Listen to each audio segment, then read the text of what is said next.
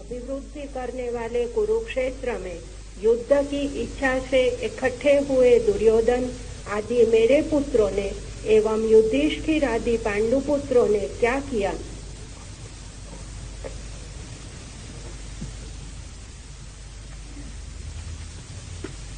धृतराष्ट्र आंख से अंधे, लेकिन आंख के न होने से वासना नहीं मिट जाती। आंख के न होने से कामना नहीं मिट जाती।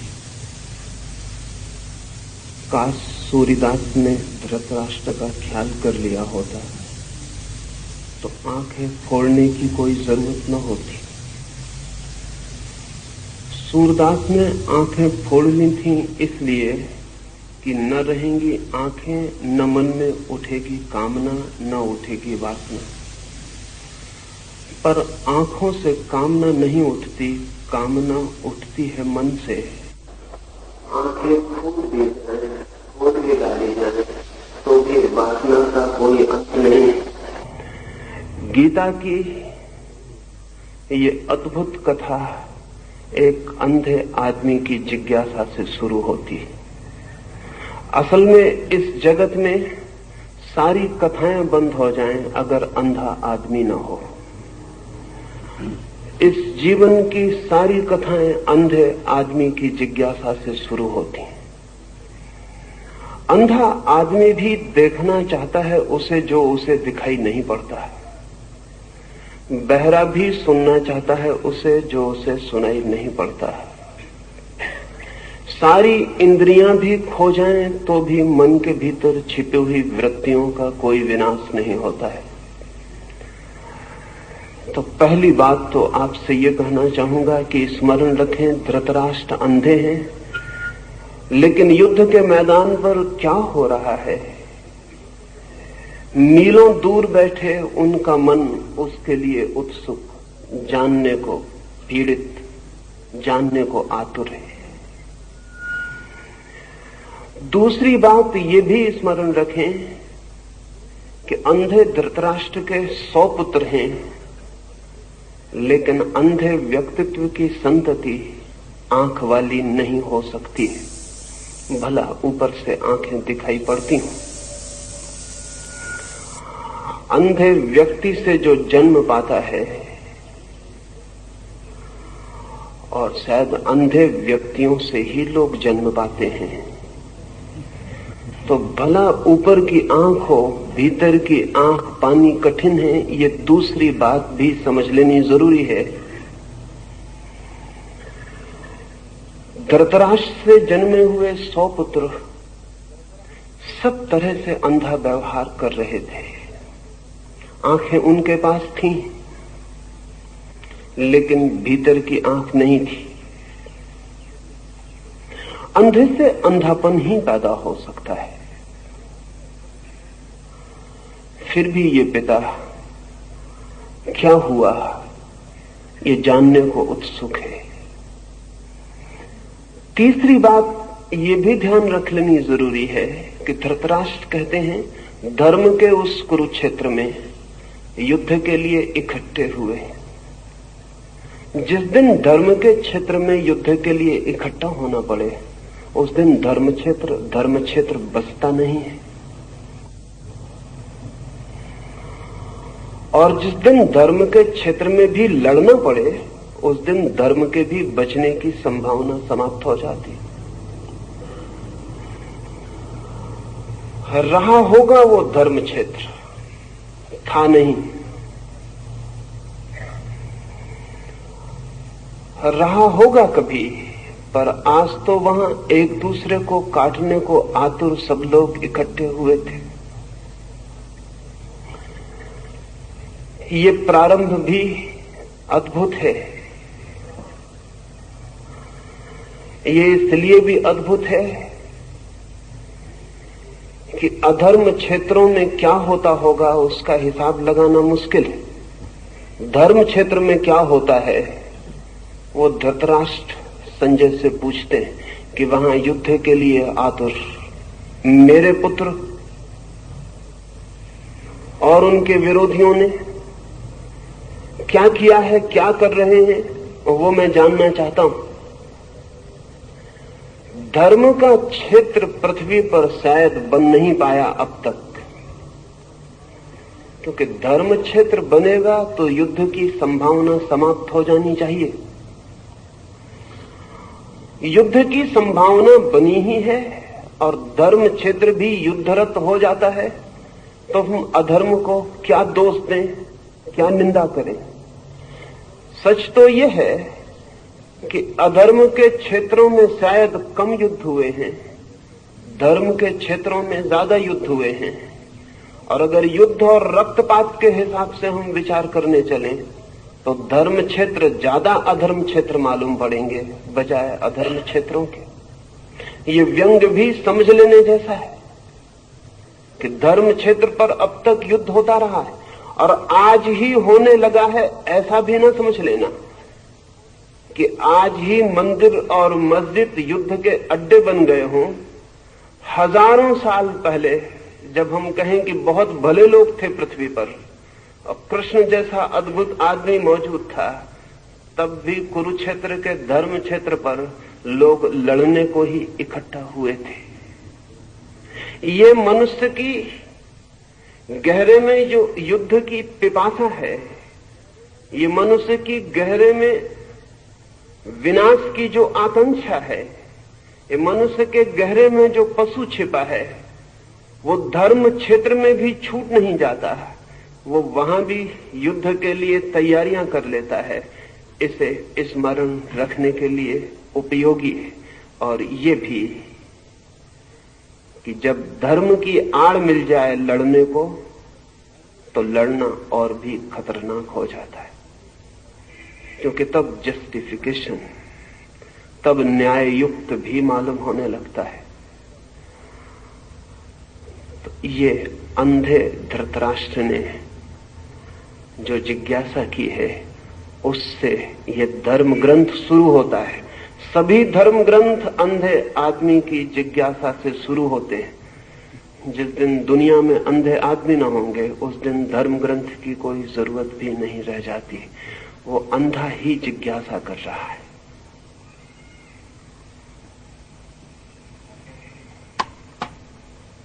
राष्ट्र को युद्ध का रिपोर्टाज निवेदित करने वाले अंध धृतराष्ट्र को युद्ध का रिपोर्टाज निवेदित करने वाले संजय की गीता में क्या भूमिका है? संजय क्या क्लेयरवॉयंस, दूरदृष्टि या क्लेयर ऑडियंस, दूर श्रवण की शक्ति रखता था? संजय की चित्त शक्ति की गंगोत्री कहां पर है? वो स्वयंभू भी हो सकती है ना? संजय पर निरंतर संदेह उठता रहा है, स्वाभाविक है। संजय बहुत दूर बैठकर कुरुक्षेत्र में क्या हो रहा है उसकी खबर धृतराष्ट्र को देता है। योग निरंतर से मानता रहा है कि जो आंखें हमें दिखाई पड़ती हैं वे ही आंखें नहीं, और भी आंख है मनुष्य के पास जो समय और क्षेत्र की सीमाओं को लांघ कर देख सकती है। लेकिन योग क्या कहता है, इससे जो कहता है वो सही भी होगा ऐसा नहीं। संदेह होता है मन को, इतने दूर संजय कैसे देख पाता है? क्या वो सर्वज्ञ है? नहीं। पहली तो बात यह कि दूरदृष्टि, क्लेयरवॉयंस कोई बहुत बड़ी शक्ति नहीं है, सर्वज्ञ से उसका कोई संबंध नहीं है। बड़ी छोटी शक्ति है और कोई भी व्यक्ति चाहे तो थोड़े ही श्रम से विकसित कर सकता है। और कभी तो ऐसा भी होता है कि प्रकृति की किसी भूल चूक से वो शक्ति किसी व्यक्ति को सहज भी विकसित हो जाती। एक व्यक्ति है अमेरिका में अभी मौजूद, नाम है टेड सीरियो। उसके संबंध में 2 बातें कहना पसंद करूंगा तो संजय को समझना आसान हो जाएगा, क्योंकि संजय बहुत दूर है समय में हमसे, और न मालूम किस दुर्भाग्य के क्षण में हमने अपने समस्त पुराने ग्रंथों को कपोल कल्पना समझना शुरू कर दिया है। इसलिए संजय को छोड़ें। अमेरिका में आज जिंदा आदमी है एक टेड सीरियो, जो कि कितने ही हजार मील की दूर पर कुछ भी देखने में समर्थ है। न केवल देखने में, बल्कि उसकी आंख उस चित्र को पकड़ने में भी समर्थ है। हम यहां बैठकर ये जो चर्चा कर रहे हैं, न्यूयॉर्क में बैठा हुआ टेड सीरियो अगर कहा जाए कि अहमदाबाद में इस मैदान पर क्या हो रहा है, तो वो 5 मिनट आंख बंद करके बैठा रहेगा, फिर आंख खोलेगा और उसकी आंख में आप सबकी बैठी हुई तस्वीर उसकी आंख में दूसरे देख सकते हैं, और उसकी आंख में जो तस्वीर बन रही उसका कैमरा फोटो भी ले सकता है। हजारों फोटोएं लिए गए हैं, हजारों चित्र लिए गए हैं, और टेड सीरियो की आंख कितनी ही दूरी पर किसी भी तरह के चित्र को पकड़ने में समर्थ है। न केवल देखने में बल्कि चित्र को पकड़ने में भी। टेड सीरियो की घटना ने 2 बातें साफ कर दी हैं। एक तो संजय कोई सर्वज्ञ नहीं है, क्योंकि टेड सीरियो बहुत साधारण आदमी है, कोई आत्मज्ञानी नहीं है। टेड सीरियो को आत्मा का कोई भी पता नहीं है। टेड सीरियो की जिंदगी में साधुता का कोई भी नाम नहीं है, लेकिन टेड सीरियो के पास एक शक्ति है, वो दूर देखने की विशेष है शक्ति। कुछ दिनों पहले स्कैंडिनेविया में एक व्यक्ति किसी दुर्घटना में जमीन पर गिर गया कार से, उसके सिर को चोट लग गई और अस्पताल में जब होश में आया तो बहुत मुश्किल में पड़ा। उसके कान में कोई जैसे गीत गा रहा हो ऐसा सुनाई पड़ने लगा। उसने समझा कि शायद मेरा दिमाग खराब तो नहीं हो गया, लेकिन 1 या 2 दिन के भीतर स्पष्ट सब साफ होने लगा।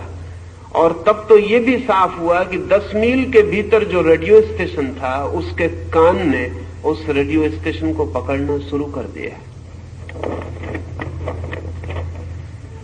फिर उसके कान का सारा अध्ययन किया गया और पता चला उसके कान में कोई भी विशेषता नहीं है, लेकिन चोट लगने से कान में छुपी कोई शक्ति सक्रिय हो गई है।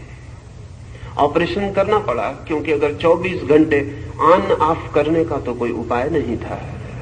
अगर उसे कोई स्टेशन सुनाई पड़ने लगे तो वो आदमी पागल ही हो जाए। पिछले 2 वर्ष पहले इंग्लैंड में एक महिला को दिन में ही आकाश के तारे दिखाई पड़ने शुरू हो गए। वो भी एक दुर्घटना में ही हुआ, छत से गिर पड़ी और दिन में आकाश के तारे दिखाई पड़ने शुरू हो गए। तारे तो दिन में भी आकाश में होते, कहीं चले नहीं जाते, सिर्फ सूर्य के प्रकाश के कारण ढक जाते हैं, रात फिर उगड़ जाते हैं प्रकाश हट जाने से। लेकिन आंखें अगर सूर्य के प्रकाश को पार करके देख पाए तो दिन में भी तारों को देख सकती। उस स्त्री की भी आंख का ऑपरेशन ही करना पड़ा। ये मैं इसलिए कह रहा हूं कि आंख में भी शक्तियां छिपी हैं जो दिन में आकाश के तारों को देख लें। कान में भी शक्तियां छिपी हैं जो दूर के रेडियो स्टेशन से विस्तारित ध्वनियों को पकड़ लें। आंख में भी शक्तियां छिपी हैं जो समय और क्षेत्र की सीमाओं को पार करके देख लें, लेकिन अध्यात्म से इनका कोई बहुत संबंध नहीं है। तो संजय कोई बहुत आध्यात्मिक व्यक्ति हो ऐसा नहीं है। संजय विशिष्ट व्यक्ति जरूर है। वो दूर युद्ध के मैदान पर जो हो रहा है उसे देख पा रहा है, और संजय को इस शक्ति के कारण कोई परमात्मा, कोई सत्य की उपलब्धि हो गई हो ऐसा भी नहीं है। संभावना तो यही है कि संजय इस शक्ति का उपयोग करके ही समाप्त हो गया हो। अक्सर ऐसा होता है, विशेष शक्तियां व्यक्ति को बुरी तरह भटका देती हैं। इसलिए योग निरंतर कहता है कि चाहे शरीर की सामान्य शक्तियां हों और चाहे मन की साइकिक पावर्स की विशेष शक्तियां हों, शक्तियों में जो उलझता है वो सत्य तक नहीं पहुंच पाता है। पर यह संभव है। और इधर पिछले 100 वर्षों में पश्चिम में साइकिकल रिसर्च ने बहुत काम किया है, और अब किसी आदमी को संजय पर संदेह करने का कोई कारण वैज्ञानिक आधार पर भी नहीं रह गया है। और ऐसा ही नहीं कि अमेरिका जैसे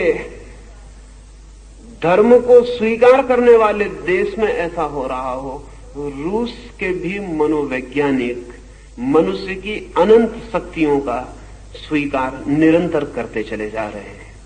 और अभी चांद पर जाने की घटना के कारण रूस और अमेरिका के सारे मनोवैज्ञानिकों पर एक नया काम आ गया है, और वो ये है कि यंत्रों पर बहुत भरोसा नहीं किया जा सकता। और जब हम अंतरिक्ष की यात्रा पर पृथ्वी के वासियों को भेजेंगे तो हम उन्हें गहन खतरे में भेज रहे हैं, और अगर यंत्र जरा भी बिगड़ जाएं तो उनसे हमारे संबंध सदा के लिए टूट जाएंगे, और फिर हम कभी पता भी नहीं लगा सकेंगे कि वे यात्री कहां खो गए। वे जीवित नहीं है, वे किस अनंत में भटक गए, हम उनका कोई भी पता न लगा सकेंगे। इसलिए एक सब्स्टिट्यूट, एक परिपूरक व्यवस्था की तरह दूर से बिना यंत्र के देखा जा सके, सुना जा सके, खबर भेजी जा सके, इसके लिए रूस और अमेरिका की दोनों की वैज्ञानिक प्रयोगशालाएं अति आतुर है। और बहुत देर न होगी कि रूस और अमेरिका दोनों के पास संजय होंगे, हमारे पास नहीं होंगे। संजय कोई बहुत आध्यात्मिक व्यक्ति नहीं है, लेकिन संजय के पास एक विशेष शक्ति है जो हम सबके पास भी है और विकसित हो सकती।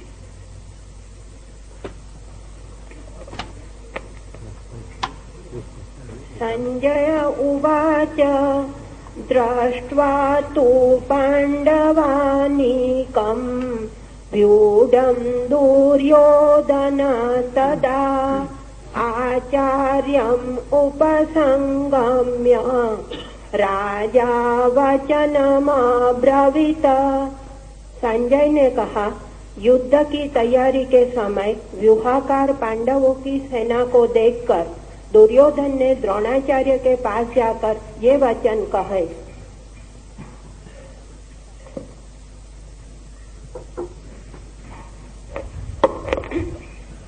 पश्यैतां पाण्डुपुत्राणाम् आचार्य महती चमुं व्यूढां द्रुपदपुत्रेण तव शिष्येण धीमता अत्र शूरा महेश्वासा भीमार्जुन समायुधि युयुधानो विराटश्च द्रुपदश्च महारथः।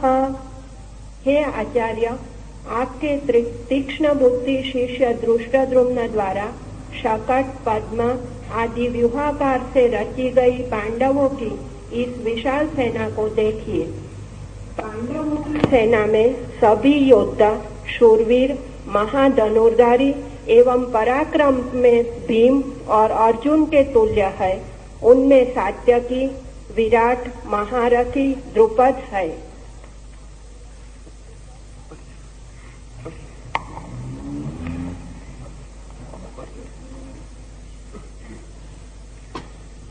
दृष्टकेतुश्चकितानः काशीराजश्च वीर्यवान् पुरुजित् कुन्तिभोजश्च शैव्यश्च नरपुंगवः। बलवान दृष्टकेतु, चेकितान और काशीराज तथा नरश्रेष्ठ पुरुजित, कुंतीभोज और शैव्य। युधामन्युश्च विक्रांत उत्तमौजाश्च वीर्यवान् सौभद्रो द्रौपदेयाश्च सर्व एव महारथः। अस्माकं तु विशिष्टाये तान्निबोध द्विजोत्तम नायका मम सैन्यस्यं संज्ञार्थं तान् ब्रवीमि ते।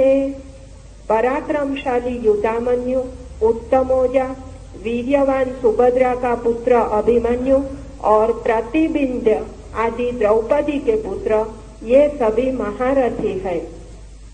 हे आचार्यवर, हम लोगों के मध्य में बल, पौरुष, पराक्रम आदि से उत्कृष्ट जो मेरी सेना के नायक है, उन्हें आपके परिज्ञान के लिए मैं आपसे कहता हूँ।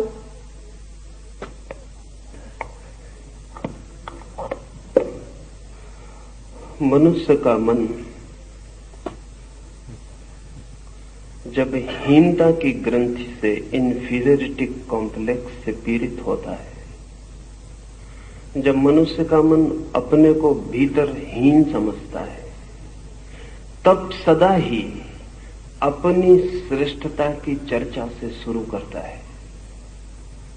लेकिन जब हीन व्यक्ति नहीं होते, तब सदा ही दूसरे की श्रेष्ठता से चर्चा शुरू होती है। हे दुर्योधन कह रहा है भीष्म से कि पांडवों की सेना में कौन कौन महारथी, कौन कौन महायोद्धा इकट्ठे हैं। इससे वो शुरू कर रहा है। ये बड़ी प्रतीक की, बड़ी सिंबॉलिक बात है। साधारणतः शत्रु की प्रशंसा से बात शुरू नहीं होती, साधारणतः शत्रु की निंदा से बात शुरू होती। साधारणतः शत्रु के साथ अपनी प्रशंसा से बात शुरू होती है। शत्रु की सेना में कौन कौन महावीर इकट्ठे हैं, दुर्योधन उनसे बात शुरू कर रहा है। दुर्योधन कैसा भी व्यक्ति हो, इंफीरियरिटी कॉम्प्लेक्स से पीड़ित व्यक्ति नहीं, हीनता की ग्रंथि से पीड़ित व्यक्ति नहीं है। और ये बड़े मजे की बात है कि अच्छा आदमी भी अगर हीनता की ग्रंथि से पीड़ित हो, तो उस बुरे आदमी से बदतर होता है जो हीनता की ग्रंथि से पीड़ित नहीं है।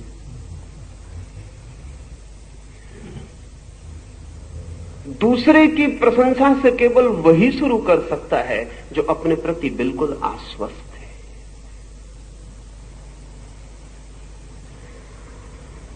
ये एक बुनियादी अंतर सदियों में पड़ा है। बुरे आदमी पहले भी थे, अच्छे आदमी पहले भी थे। ऐसा नहीं है कि आज बुरे आदमी बढ़ गए हैं और अच्छे आदमी कम हो गए हैं। आज भी बुरे आदमी उतने ही हैं, अच्छे आदमी उतने ही हैं। अंतर क्या पड़ा है? निरंतर धर्म का विचार करने वाले लोग ऐसा प्रचार करते रहते हैं कि पहले लोग अच्छे थे और अब लोग बुरे हो गए हैं। ऐसी उनकी धारणा मेरे ख्याल में बुनियादी रूप से गलत है। बुरे आदमी सदा थे, अच्छे आदमी सदा थे।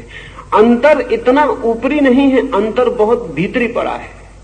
बुरा आदमी भी पहले हीनता की ग्रंथि से पीड़ित नहीं था, आज अच्छा आदमी भी हीनता की ग्रंथि से पीड़ित है। ये गहरे में अंतर पड़ा है। आज अच्छे से अच्छा आदमी भी बाहर से ही अच्छा है, भीतर स्वयं भी आश्वस्त नहीं। और ध्यान रहे, जिस आदमी का आश्वासन स्वयं पर नहीं है, उसकी अच्छाई टिकने वाली अच्छाई नहीं हो सकती है। बस स्किन डीप होगी, चमड़ी के बराबर गहरी होगी, जरा सा खरोंच दो और उसकी बुराई बाहर आ जाएगी। और जो बुरा आदमी अपनी बुराई के होते हुए भी आश्वस्त है, उसकी बुराई भी किसी दिन बदली जा सकती है, क्योंकि एक बहुत गहरी अच्छाई बुनियाद में खड़ी, वो स्वयं का आश्वासन है। इस बात को मैं महत्वपूर्ण मानता हूं कि दुर्योधन जैसा बुरा आदमी एक बहुत ही शुभ ढंग से चर्चा को शुरू कर रहा है। वो विरोधी के गुणों का पहले उल्लेख कर रहा है, फिर पीछे अपनी सेना के महारथियों का उल्लेख करता है।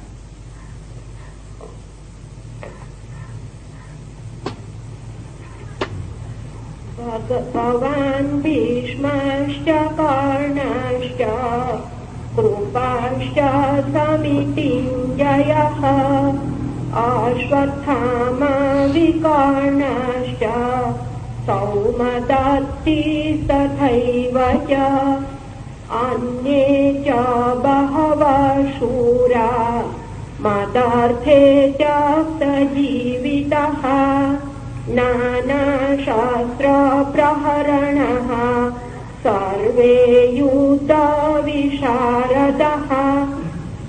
आप भीष्म पितामह कर्ण, युद्ध में दुर्जय कृपाचार्य, अश्वत्थामा, विकर्ण और सोमदत्त का पुत्र भूरिश्रवा, वांगिल, भगवत, कृतवर्मा आदि और भी अनेक शूरवीरों ने प्राण देकर भी मेरी जीत कराने का निश्चय कर रखा है। ये सभी लोग भांति भांति के शस्त्रास्त्रों से युद्ध करने वाले और सब प्रकार के युद्धों में कुशल है। अपर्याप्तं तदास्माकं बलं भीष्माभिरक्षितं पर्याप्तं त्विदमेतेषां बलं भीमाभिरक्षितम् अयनेषु च सर्वेषु यथा भागमवस्थितः भीष्ममेवाभिरक्षन्तु भवन्तः सर्व एव हि। यद्यपि हमारी सेना युद्ध के लिए पर्याप्त नहीं है, फिर भी उसके रक्षक भीष्म पितामह है, अतएव वह विजय के लिए पर्याप्त ही है। सामने खड़ी पांडवों की सेना युद्ध के लिए पर्याप्त होने पर भी भीमसेन से रक्षित होने के कारण अपर्याप्त ही है। हमारी विजय भीष्म पितामह के अधीन है, इसलिए आप सब लोग मोर्चों पर अपने अपने स्थानों पर स्थिर होकर भीष्म की ही रक्षा करें। आचार्य श्री श्रीमद् भगवद गीता में सारा भार अर्जुन पर है, और यहाँ गीता में दुर्योधन जो कहता है, तो दुर्योधन के ख्याल में पांडवों की सेना भीमा अभिरक्षितम और कौरव को विष्णु, तो विष्णु के सामने भीम रखने का ख्याल क्या है? यही नहीं हो सकता कि दुर्योधन अपने प्रतिस्पर्धी के रूप में भीम को ही देखता है। यह बिंदु विचारणीय है। सारा युद्ध अर्जुन की दूरी पर, लेकिन ये पीछे से सोची गई बात है।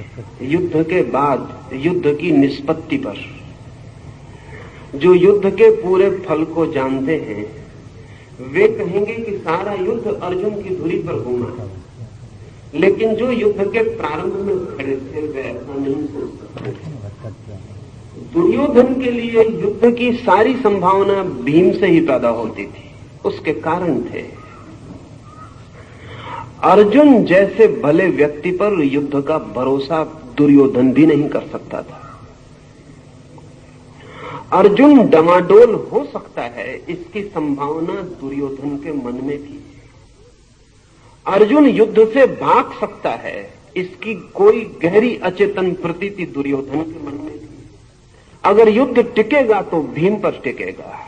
युद्ध के लिए भीम जैसे कम बुद्धि के लेकिन ज्यादा शक्तिशाली लोगों पर भरोसा किया जा सकता है। अर्जुन बुद्धिमान है, और जहां बुद्धि है वहां संशय है, और जहां संशय है वहां द्वंद्व है। अर्जुन विचारशील है, और जहां विचारशीलता है वहां पूरे पर्सपेक्टिव, पूरे परिप्रेक्ष्य को सोचने की क्षमता है। वहां युद्ध जैसी भयंकर स्थिति में आंख बंद करके उतरना कठिन। दुर्योधन भरोसा कर सकता है युद्ध के लिए भीम का। भीम और दुर्योधन के बीच गहरा सामंजस्य है। भीम और दुर्योधन एक ही प्रकृति के बहुत गहरे में, एक ही अगर दुर्योधन ने ऐसा देखा कि भीम केंद्र है दूसरी तरफ, तो गलत नहीं देखा, ठीक ही देखा। और गीता भी पीछे सिद्ध करती है कि अर्जुन भागा भागा हो गया है। अर्जुन पलायनवादी दिखाई पड़ा है, वह एस्केपिस्ट मालूम पड़ा है। अर्जुन जैसे व्यक्ति की संभावना यही है। अर्जुन के लिए युद्ध भारी पड़ा है। युद्ध में जाना अर्जुन को अपने को रूपांतरित करके ही हो सकता है। अर्जुन एक नए तल पर पहुंचकर ही युद्ध के लिए राजी हो सका है। भीम जैसा था उसी तल पर युद्ध के लिए तैयार था। भीम के लिए युद्ध सहजता है, जैसे दुर्योधन के लिए सहजता है। इसलिए दुर्योधन भीम को केंद्र में देखता है तो आकस्मिक नहीं है, लेकिन ये युद्ध के प्रारंभ की बात है। युद्ध की निष्पत्ति क्या होती, अंत क्या होता है, ये दुर्योधन को पता नहीं, हमें पता है। और ध्यान रहे, अक्सर ही जीवन जैसा प्रारंभ होता है वैसा अंत नहीं होता। अक्सर ही अंत सदा ही अनिर्णित, अंत सदा ही अदृश्य। अक्सर ही जो हम सोचकर चलते हैं वो नहीं होता, अक्सर ही जो हम मानकर चलते हैं वो नहीं होता। जीवन एक अज्ञात यात्रा है। इसलिए जीवन के प्रारंभिक क्षणों में, किसी भी घटना के प्रारंभिक क्षणों में जो सोचा जाता है वो अंतिम निष्पत्ति नहीं बनती। और हम भाग्य के निर्माण की चेष्टा में रत हो सकते हैं, लेकिन भाग्य के निर्णायक नहीं हो पाते। निष्पत्ति कुछ और होती है।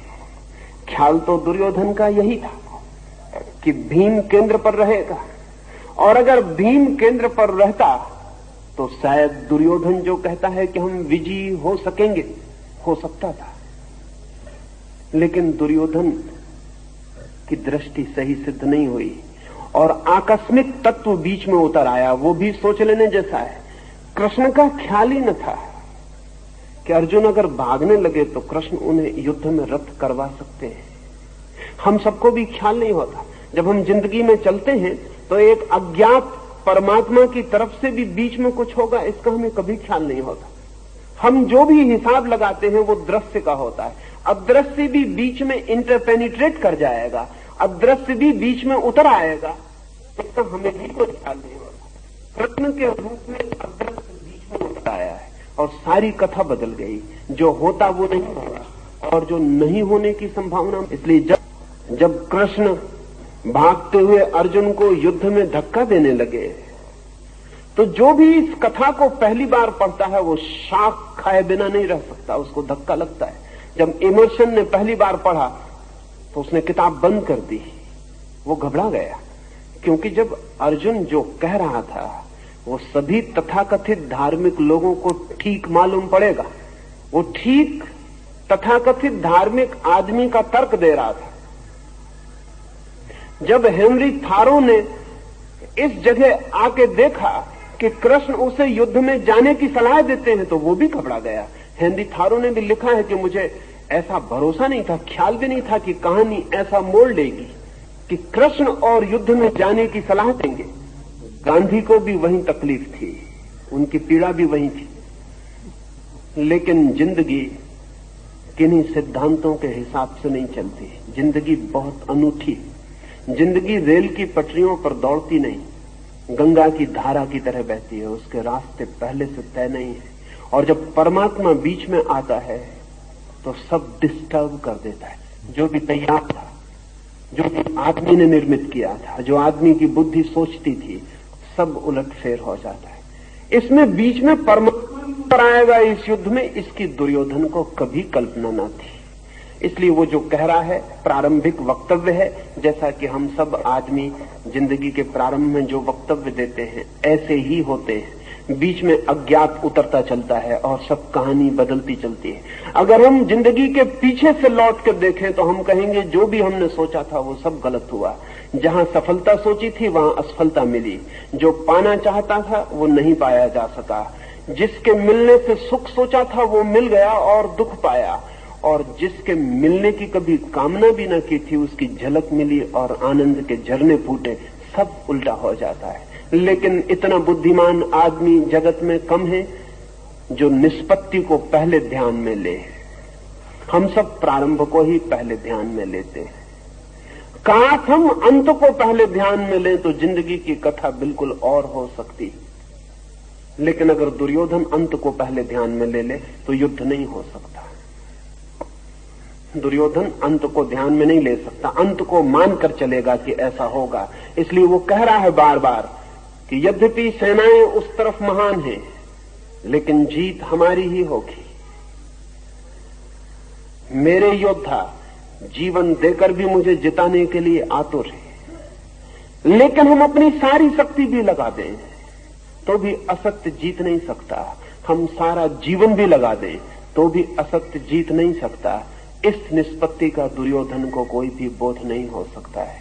और सत्य जो कि हारता हुआ भी मालूम पड़ता हो, अंत में जीत जाता है। असत्य प्रारंभ में जीतता हुआ मालूम पड़ता है, अंत में हार जाता है।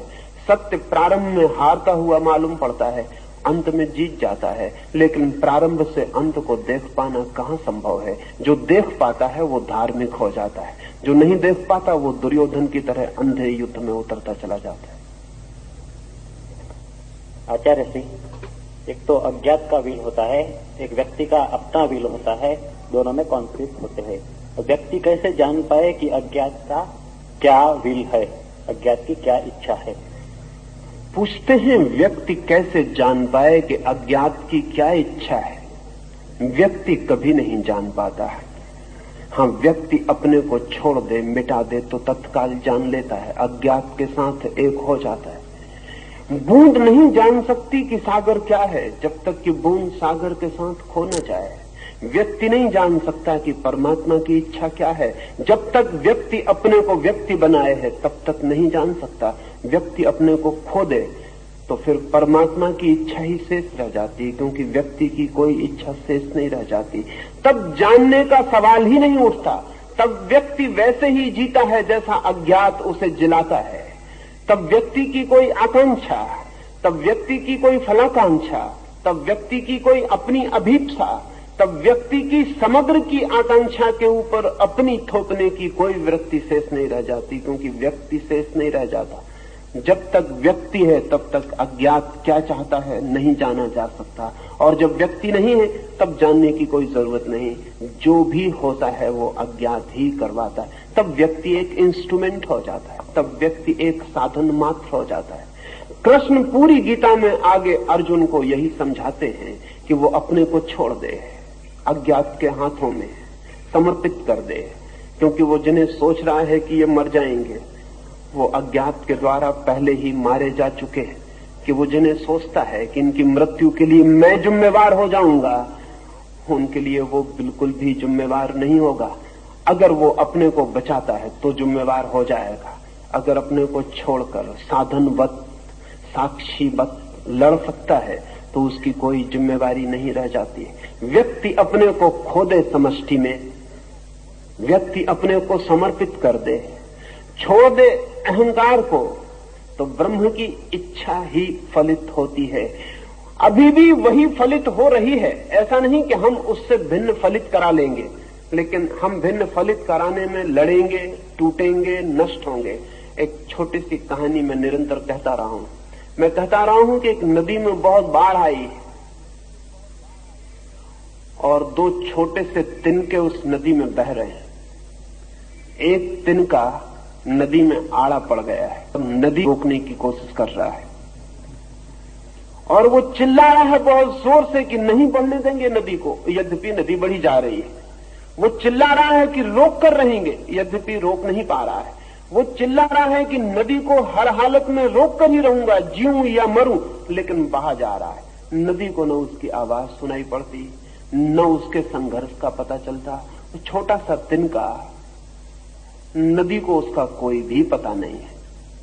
नदी को कोई फर्क नहीं पड़ता, लेकिन तिनके को बहुत फर्क पड़ रहा है। उसकी जिंदगी बड़ी मुसीबत में पड़ गई है, बहा जा रहा है।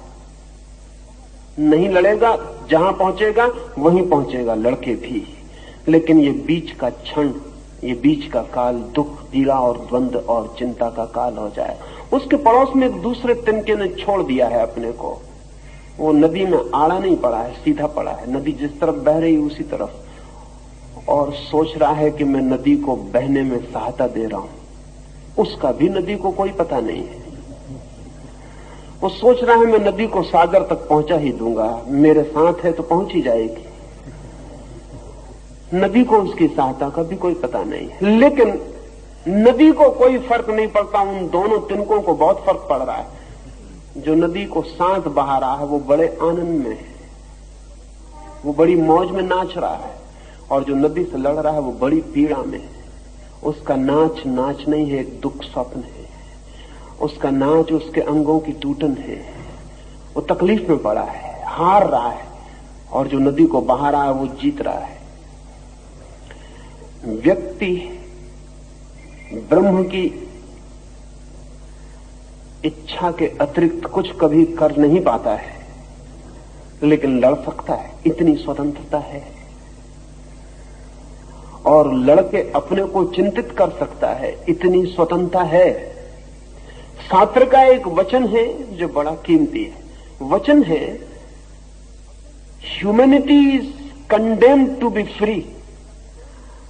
आदमी स्वतंत्र होने के लिए मजबूर है, विवश है, कंडेम्ड, निंदित है स्वतंत्र होने के लिए। लेकिन आदमी अपनी स्वतंत्रता के दो उपयोग कर सकता है। अपनी स्वतंत्रता को वो ब्रह्म की इच्छा से संघर्ष बना सकता है, और तब उसका जीवन दुख, पीड़ा, एंग्विश, संताप का जीवन होगा, और अंततः पराजय फल होगी। और कोई व्यक्ति अपनी स्वतंत्रता को ब्रह्म के प्रति समर्पण बना सकता है, तब जीवन आनंद का, ब्लिस का, नृत्य का, गीत का जीवन होगा। और अंत में विजय के अतिरिक्त और कोई उपाय नहीं। वो जो तिनका सोच रहा है कि नदी को साथ दे रहा हूं, वो विजयी ही होने वाला है, उसकी हार का कोई उपाय नहीं है। और जो नदी को रोक रहा है वो हारने ही वाला है, उसकी जीत का कोई उपाय नहीं है। ब्रह्म की इच्छा को नहीं जाना जा सकता है, लेकिन ब्रह्म के साथ एक हुआ जा सकता है, और तब अपनी इच्छा खो जाती है, उसकी इच्छा ही शेष रह जाती है। आचार्य श्री, वैज्ञानिक सिद्धि में व्यक्ति का अपना कुछ होता है, और अज्ञात इसमें वैज्ञानिक सिद्धि में कैसे उतरता होगा, वो एक तकलीफ की बात बन जाती है। ऐसा साधारण लगता है कि वैज्ञानिक खोज में व्यक्ति की अपनी इच्छा काम करती है। ऐसा बहुत ऊपर से देखने पर लगता है, बहुत भीतर से देखने पर ऐसा नहीं लगेगा। अगर जगत के बड़े से बड़े वैज्ञानिकों को हम देखें तो हम बहुत हैरान हो जाएंगे कि जगत के सभी बड़े वैज्ञानिकों के अनुभव बहुत और हैं। कॉलेज, यूनिवर्सिटीज में विज्ञान की जो धारणा पैदा होती है, वैसा अनुभव उनका नहीं है। मैडम क्यूरी ने लिखा है कि मुझे एक सवाल दिनों से पीड़ित किए हुए, उसे हल करती हूं और हल नहीं होता है। थक गई हूं, परेशान हो गई हूं, आखिर हल करने की बात छोड़ दी, और एक रात 2 बजे वैसे ही कागजात टेबल पर छोड़कर अधूरे सो गई हूं, और सोच लिया कि अब इस सवाल को छोड़ ही देना। थक गया व्यक्ति, लेकिन सुबह उठ के देखा है कि आधा सवाल जहां छोड़ा था वो सुबह पूरा हो गया। कमरे में तो कोई आया नहीं, द्वार बंद थे, और कमरे में भी कोई आके उसको हल कर सकता था जिसको मैडम क्यूरी हल नहीं कर सकती थी, इसकी भी संभावना नहीं। नोबेल प्राइज विनर थी वो महिला। घर में नौकर चाकर ही थे, उनसे तो कोई आशा नहीं है। वो तो और बड़ा मिरेकल होगा कि घर में नौकर चाकर आके हल कर दें, लेकिन हल तो हो गया, और आधा ही छोड़ा था और आधा पूरा है। तब बड़ी मुश्किल में पड़ गई। सब द्वार दरवाजे देखे, कोई परमात्मा उतर आए, इसकी भी आस्था उसे नहीं हो सकती। कोई परमात्मा ऐसे ऊपर से उतर भी नहीं आया था। लेकिन गौर से देखा तो पाया कि बाकी अक्षर भी उसके ही हैं। तब उसे ख्याल आना शुरू हुआ कि रात वो नींद सपने में उठी। सपने का उसे याद आ गया कि वो सपने में उठी है, उसने सपना देखा कि वो सवाल हल कर रही। वो नींद उठी है रात में और उसने सवाल हल किया है। फिर तो ये उसकी व्यवस्थित विधि हो गई कि जब कोई सवाल हल ना हो तब वो उसे तकिए के नीचे दबा के सो जाए, रात उठ के कर ले।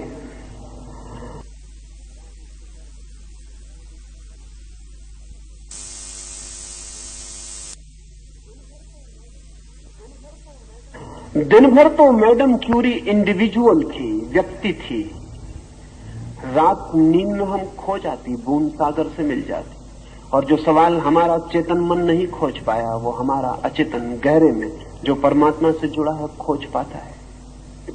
आर्किमिडीज एक सवाल हल कर रहा था, वो हल नहीं होता था, वो बड़ी मुश्किल में पड़ गया था। सम्राट ने कहा था हल करके ही लाओ। आर्किमिडीज की सारी प्रतिष्ठा हल करने पर निर्भर थी, लेकिन थक गया। रोज सम्राट का संदेश आता है कि कब तक हल करोगे।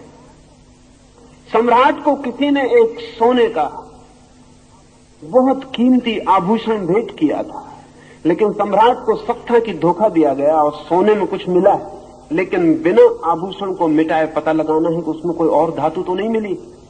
अब उस वक्त तक कोई उपाय नहीं था जानने का, और बड़ा था आभूषण, उसमें कहीं बीच में अगर अंदर कोई चीज डाल दी गई हो तो वजन तो बढ़ ही जाएगा। आर्किमिडीज थक गया, परेशान हो गया। फिर एक दिन सुबह अपने टब में लेटा हुआ है, पड़ा हुआ है, बस अचानक नंगा ही था, सवाल हल हो गया। भागा, भूल गया। आर्किमिडीज अगर होता तो कभी ना भूलता कि मैं नंगा हूं। सड़क पे आ गया और चिल्लाने लगा, एरेका एरेका, मिल गया, और भागा राजमहल की तरफ। लोगों ने पकड़ा कि क्या कर रहे हो,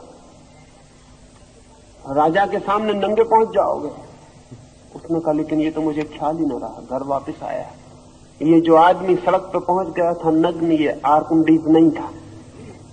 आर्किमिडीज सड़क पे नहीं पहुंच सकता था, ये व्यक्ति नहीं था। और ये जो हल हुआ था सवाल, ये व्यक्ति की चेतना में हल नहीं हुआ था, ये निर्व्यक्ति चेतना में हल हुआ था। ये बाथरूम में पड़ा था अपने टब में, रिलैक्स्ड, शिथिल, ध्यान घट गया, भीतर उतर गया, सवाल हल हो गया। जो सवाल स्वयं से हल ना हुआ था वो टब ने हल कर दिया। टब हल करेगा सवाल को। जो स्वयं से हल नहीं हुआ था वो पानी में लेटने से हल हो जाएगा। पानी में लेटने से कोई बुद्धि बढ़ जाती। जो कपड़े पहने हल नहीं हुआ था वो नंगे होने से हल हो जाएगा। नहीं, कुछ और घटना घट गई। ये व्यक्ति नहीं रहा कुछ देर के लिए, अव्यक्ति हो गया। ये कुछ देर के लिए ब्रह्म के स्रोत न खो गया।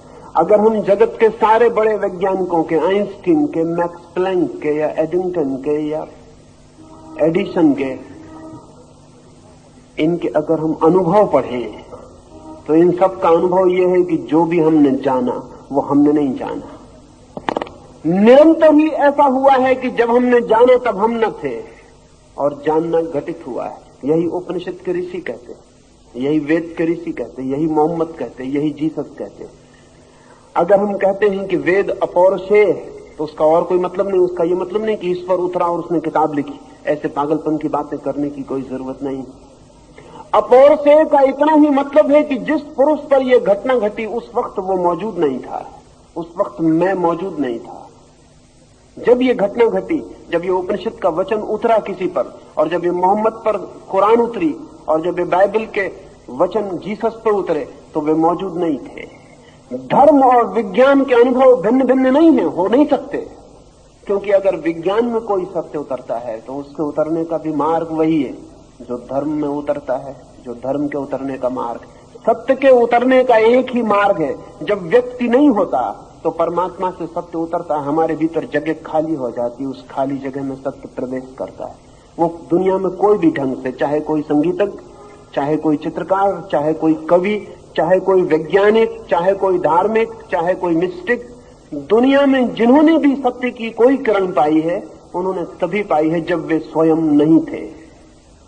ये धर्म को तो बहुत पहले से ख्याल में आ गया, लेकिन धर्म का अनुभव 10,000 साल पुराना है। 10,000 साल में धार्मिक फकीर को, धार्मिक संत को, धार्मिक योगी को यह अनुभव हुआ कि ये मैं नहीं हूं। ये बड़ी मुश्किल बात है। जब पहली दफा आपके भीतर परमात्मा से कुछ आता है तब डिस्टिंक्शन करना बहुत मुश्किल होता है कि ये आपका है कि परमात्मा का है। जब पहली दफा आता है तो डमाडोल होता है मन कि मेरा ही होगा, और अहंकार की इच्छा भी होती है कि मेरा ही हो। लेकिन धीरे धीरे धीरे धीरे जब दोनों चीजें साफ होती हैं और पता चलता है कि आप और इस सत्य में कहीं कोई तालमेल नहीं बनता, तब फासला दिखाई पड़ता है, डिस्टेंस दिखाई पड़ता है। विज्ञान की उम्र नई है, अभी 200-300 साल, लेकिन 200-300 साल में वैज्ञानिक विनम्र हुआ है।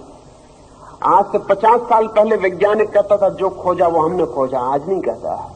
आज वो कहता हमारी सामर्थ्य के बाहर मालूम पड़ता है सब। आज का वैज्ञानिक उतनी ही मिस्टिसिज्म की भाषा में बोल रहा है, उतने ही रहस्य की भाषा में जितना संत बोले थे। इसलिए जल्दी ना करें, और 100 साल और वैज्ञानिक ठीक वही भाषा बोलेगा जो उपनिषद बोलते हैं। बोलनी ही पड़ेगी वही भाषा जो बुद्ध बोलते हैं, बोलनी ही पड़ेगी वही भाषा जो अगस्तीन फ्रांसिस बोलते हैं, बोलनी ही पड़ेगी। बोलनी पड़ेगी इसलिए कि जितना जितना सत्य का गहरा अनुभव होगा उतना उतना व्यक्ति का अनुभव क्षीण होता है, और जितना सत्य प्रकट होता है उतना ही अहंकार लीन होता है।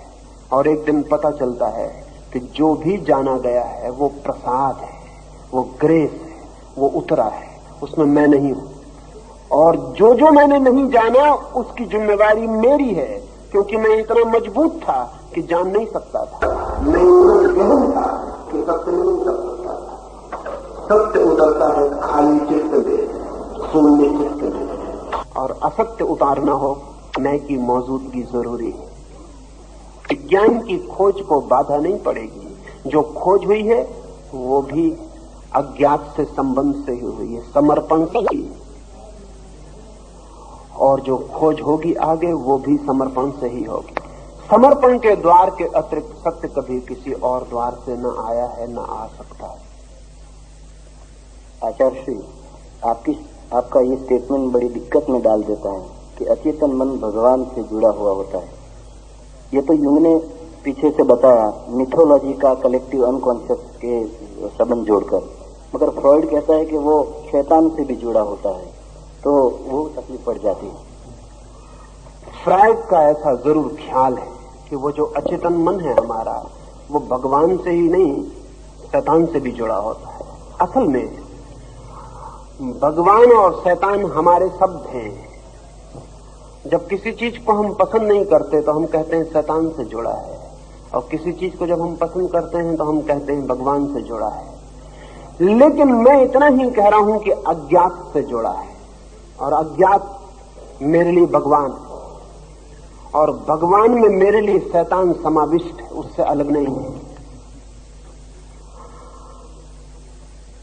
असल में जो हमें पसंद नहीं है मन होता है कि वो शैतान ने किया होगा, जो हमें पसंद होता है कि वो भगवान ने किया होगा। ऐसा हमने सोच रखा है कि हम केंद्र पर हैं जीवन के, और जो हमारे पसंद पड़ता है वो भगवान का किया हुआ है, भगवान हमारी सेवा कर रहा है। जो पसंद नहीं पड़ता वो शैतान का किया हुआ है, शैतान हमारी दुश्मनी कर रहा है। ये मनुष्य का अहंकार है जिसने शैतान और भगवान को भी अपनी सेवा में लगा रखा है। भगवान के अतिरिक्त कुछ है ही नहीं। जिसे हम शैतान कहते हैं वो सिर्फ हमारी अस्वीकृति है, जिसे हम बुरा कहते हैं वो सिर्फ हमारी अस्वीकृति है। और अगर हम बुरे में भी गहरे देख पाएं तो फौरन हम पाएंगे कि बुरे में भला छिपा होता है। दुख में भी गहरे देख पाएं तो पाएंगे कि सुख छिपा होता है। अभिशाप में भी गहरे देख पाएं तो पाएंगे कि वरदान छिपा होता है। असल में बुरा और भला एक ही सिक्के के दो पहलू। शैतान के खिलाफ जो भगवान है उसे मैं अज्ञात नहीं कह रहा, मैं अज्ञात उसे कह रहा हूं जो हम सबके जीवन की भूमि, जो अस्तित्व का आधार है। उस अस्तित्व के आधार से ही रावण भी निकलता है, उस अस्तित्व के आधार से ही राम भी निकलते हैं। उस अस्तित्व से अंधकार भी निकलता है, उस अस्तित्व से प्रकाश भी निकलता है। हमें अंधकार में डर लगता है तो मन होता है अंधकार शैतान पैदा करता होगा। हमें रोशनी अच्छी लगती है तो मन होता है कि भगवान पैदा करता होगा, लेकिन अंधकार में कुछ भी बुरा नहीं, रोशनी में कुछ भी भला नहीं। और जो अस्तित्व को प्रेम करता है वो अंधकार में भी परमात्मा को पाएगा और प्रकाश में भी परमात्मा को पाएगा। सच तो यह है कि अंधकार को भय के कारण हम कभी उसके सौंदर्य को जान ही नहीं पाते, उसके रस को, उसके रहस्य को हम कभी जान ही नहीं पाते। हमारा भय मनुष्य निर्मित भय है। कंदराओं से आ रहे हैं हम, जंगली कंदराओं से होकर गुजरे हैं हम। अंधेरा बड़ा खतरनाक था, जंगली जानवर हमला कर देता, रात डराती थी, इसलिए अग्नि जब पहली दफे प्रकट हो सकी तो हमने उसे देवता बनाया, क्योंकि रात निश्चिंत हो गई, आग जला के हम निर्भय हुए। अंधेरा हमारे अनुभव में भय से जुड़ गया है, रोशनी हमारे हृदय में अभय से जुड़ गई है। लेकिन अंधेरे का अपना रहस्य, रोशनी का अपना रहस्य, और इस जीवन में जो भी महत्वपूर्ण घटित होता है वो अंधेरे और रोशनी दोनों के सहयोग से घटित होता है। एक बीज हम गड़ाते हैं अंधेरे में, फूल आता है रोशनी में। बीज हम गड़ाते हैं अंधेरे में जमीन में, जड़ें फैलती हैं अंधेरे में जमीन में, फूल खिलते हैं आकाश में रोशनी में। एक बीज को रोशनी में रख दें फिर फूल कभी ना आएंगे, एक फूल को अंधेरे में गड़ा दें फिर बीज कभी पैदा ना होंगे। एक बच्चा पैदा होता है मां के पेट के गहन अंधकार में, जहां रोशनी की एक किरण नहीं पहुंचती, फिर जब बड़ा होता है तो आता है प्रकाश में। अंधेरा और प्रकाश एक ही जीवन शक्ति के लिए आधार है। जीवन में विभाजन, विरोध, पोलरिटी मनुष्य की है। फ्रायड जो कहता है कि शैतान से जुड़ा है, फ्रायड यहूदी चिंतन से जुड़ा था। फ्रायड यहूदी घर में पैदा हुआ था, बचपन से ही शैतान और परमात्मा के विरोध को उसने सुन रखा था। यहूदियों ने दो हिस्से तोड़ रखे, एक शैतान है एक भगवान है, वो आदमी के ही मन के दो हिस्से हैं। तो फ्रायड को लगा कि जहां जहां से बुरी चीजें उठती हैं अचेतन से, वे बुरी बुरी चीजें शैतान डाल रहा होगा। नहीं, कोई शैतान नहीं है, और अगर शैतान हमें दिखाई पड़ता है तो कहीं ना कहीं हमारी बुनियादी भूल है। धार्मिक व्यक्ति शैतान को देखने में असमर्थ है, परमात्मा ही है। और अचेतन जहां से वैज्ञानिक सत्य को पाता है या धार्मिक सत्य को पाता है, वो परमात्मा का द्वार है। धीरे धीरे हम उसकी गहराई में उतरेंगे तो ख्याल में निश्चित आ सकता है।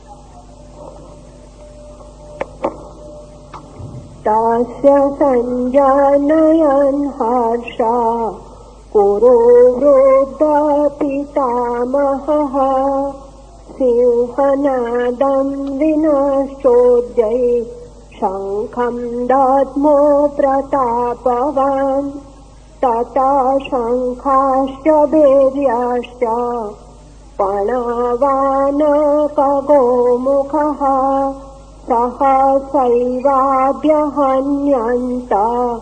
सशब्दातुमुलोऽभवत्। पराक्रमशाली कुरुवृद्ध भीष्म पितामह ने दुर्योधन को प्रसन्न करते हुए सिंहनाद कर अपना उदात्त शंख बजाया। सेनापति के शंख फूंकने के अनंतर शंख, नगारे, पखवाज, ढोल आदि भांति भांति के बाजे सहसा बजाए गए। वह शब्द वीरों के हृदयों का कंपाने वाला हुआ। तथा श्वैतिर्हरैयुक्ते महाति स्यन्दने स्थितौ माधवा पाण्डवश्चैव दिव्यौ शङ्खो प्रदध्मतुः पाञ्चजन्यं ऋषिकेशो देवदत्तं धनञ्जयः पौण्डं दद्मो महाशङ्खं भीमाकर्मा वृकोदरः अनन्तविजयं राजा कुन्तीपुत्रो युधिष्ठिरः नकुलः सहदेवाश्च सुघोषमणिपुष्पकौ। तदनंतर सफेद घोड़ों से युक्त विशाल रथ पर बैठे हुए माधव, भगवान श्री कृष्ण और पांडव अर्जुन ने दिव्य शंख बजाए। ऋषिकेश भगवान श्री कृष्ण ने पांचजन्य शंख और धनंजय अर्जुन ने देवदत्त शंख, लोगों को भयदायक कर्म करने वाले भीम ने पौंड्र नामक महाशंख बजाया। कुंती पुत्र राजा युधिष्ठिर ने अनंत विजय नामक का शंख, नकुल और सहदेव ने सुघोष और मणिपुष्पक नाम के शंख बजाए। भीष्म के गगनभेदी शंखनाद के प्रतिशब्द में कृष्ण शंखनाद करते हैं, तो क्या उनका शंख ध्वनि एक्शन के बजाय रिएक्शन प्रत्याघाती कहा जा सकता है? भगवद गीता के प्रथम इस अध्याय में कृष्ण का पांचजन्य शंख या अर्जुन का देवदत्त का बजाना ये उद्घोषणा के बजाय कोई और तात्पर्य रखता है?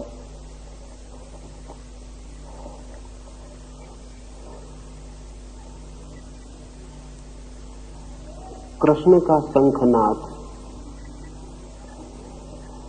भीष्म के शंखनाद की प्रतिक्रिया, रिएक्शन है, ऐसा पूछा है?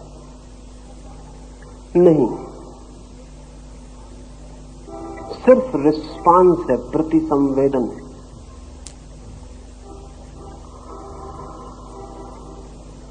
और शंखनाद से केवल प्रति उत्तर है, युद्ध का नहीं।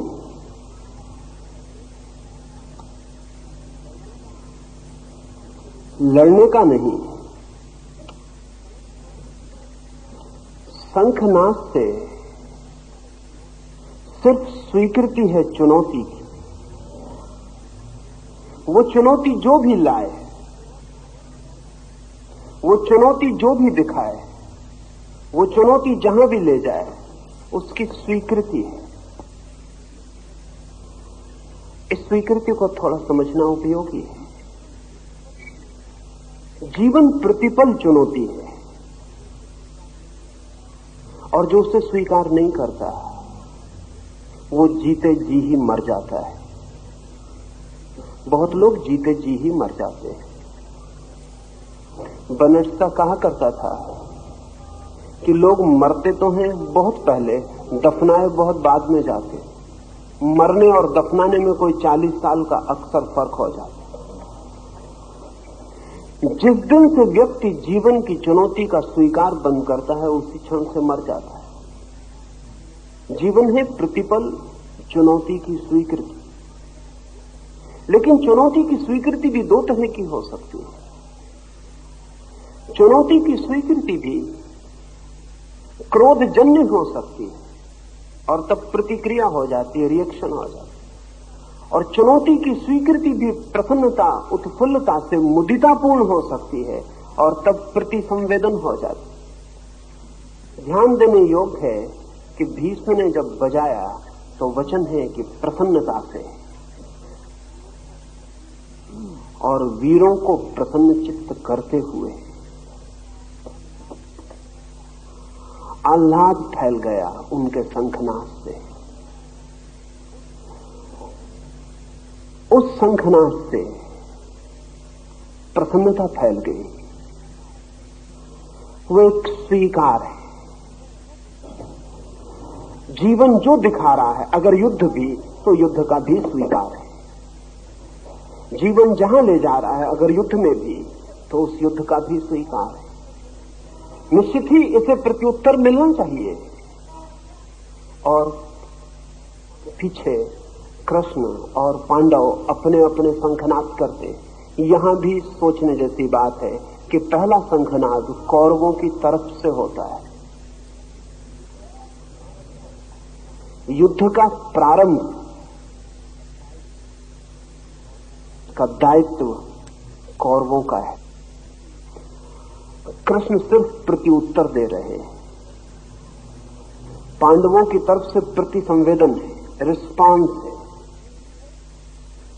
अगर युद्ध ही है तो उसके उत्तर के लिए वे तैयार। ऐसे युद्ध की वृत्ति नहीं है। पांडव भी पहले बचा सकते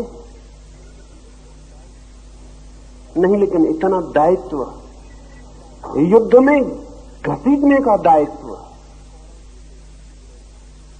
कौरव ही लेंगे। युद्ध का ये प्रारंभ बड़ा प्रतीकात्मक है। इसमें एक बात और ध्यान देने जैसी है कि कृष्ण शुरू करते हैं। अगर भीष्म ने शुरू किया था तो कृष्ण को उत्तर देने के लिए तैयार करना उचित नहीं है। उचित तो है कि जो युद्ध के लिए तत्पर योद्धा हैं, कृष्ण तो केवल सारथी की तरह वहां मौजूद है। वे योद्धा भी नहीं है, वे युद्ध करने भी नहीं आए, लड़ने की कोई बात ही नहीं है। पांडवों की तरफ जो सेनापति है उसे शंखनाद करके उत्तर देना चाहिए, लेकिन नहीं। ये बहुत महत्वपूर्ण है कि शंखनाद का उत्तर कृष्ण से शुरू करवाया गया है। ये इस बात का प्रतीक है कि पांडव इस युद्ध को केवल परमात्मा के तरफ से डाले गए दायित्व से ज्यादा मानने को तैयार नहीं। परमात्मा की तरफ से आई हुई पुकार के लिए वे तैयार हैं। वे केवल परमात्मा के साधन भर होकर लड़ने के लिए तैयार हैं। इसलिए ये जो प्रति उत्तर है युद्ध की स्वीकृति का, वो कृष्ण से दिलवाया गया है। उचित है, उचित है। परमात्मा के साथ लड़के हारना भी उचित है, और परमात्मा के खिलाफ लड़के जीतना भी उचित नहीं है। अब हार भी आनंद होगी, अब हार भी आनंद हो सकती है, क्योंकि ये लड़ाई अब कौरवों की अपनी नहीं है। अगर है तो परमात्मा की है, लेकिन ये रिएक्शन नहीं है, ये रिस्पांस है। इसमें कोई क्रोध नहीं है। अगर भीम इसको बजाता तो रिएक्शन हो सकता था। अगर भीम इसका उत्तर देता तो वो क्रोध नहीं दिया गया होता। अगर कृष्ण की तरफ से ये उत्तर आया है तो ये बड़ी आनंद की स्वीकृति है कि ठीक है, अगर जीवन वहां ले आया है जहां युद्ध ही फलित हो, तो हम परमात्मा के हाथों में अपने को छोड़ते हैं।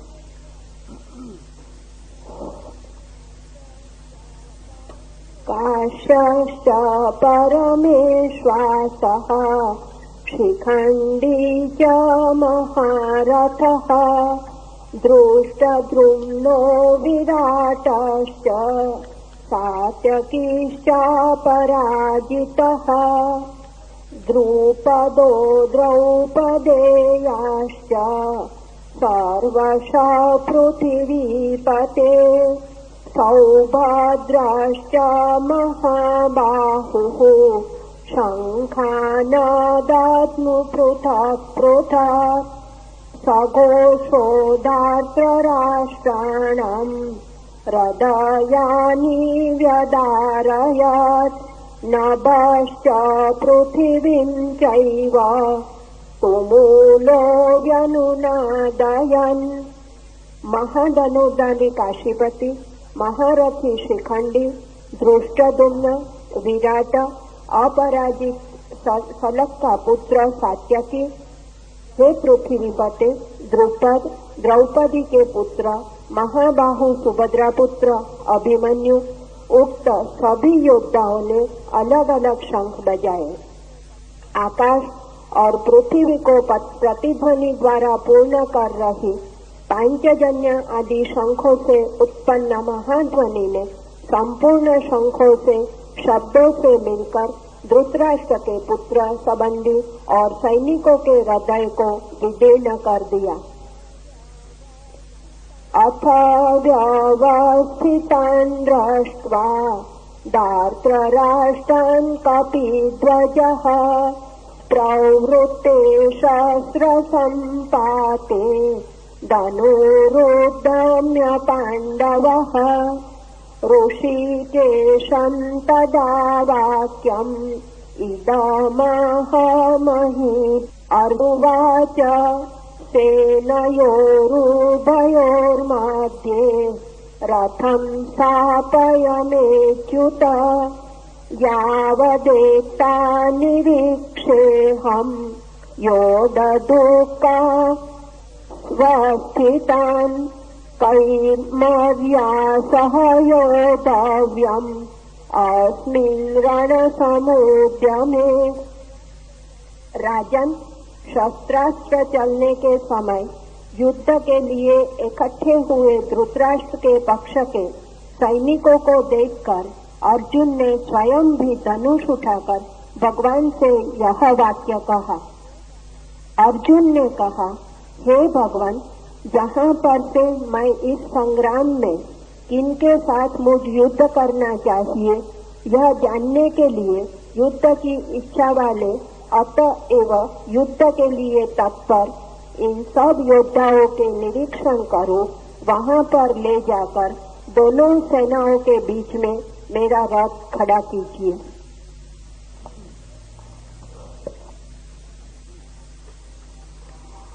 अर्जुन किनके साथ युद्ध करना है उन्हें देखने की कृष्ण से प्रार्थना करता है।